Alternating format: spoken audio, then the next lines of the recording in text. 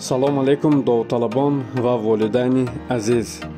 натиҷаи имтиҳони якум ва даври дуюм аз фанни физика 15/06/2021. ҷадвали якум хонандагоне ки дар кубоки оддӣ иштирок намуданд.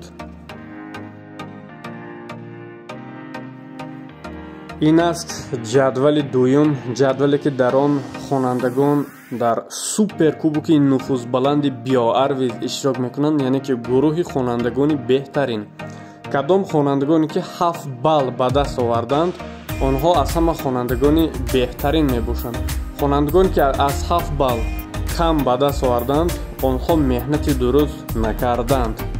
волидайни азиз, боз эҳтиромона хоҳиш мекунам ки натиҷаи имтиҳонҳоро назорат кунед. аз ҳар ду тараф омӯзгорон ва волидайн хонандаҳоро сахт гиранд.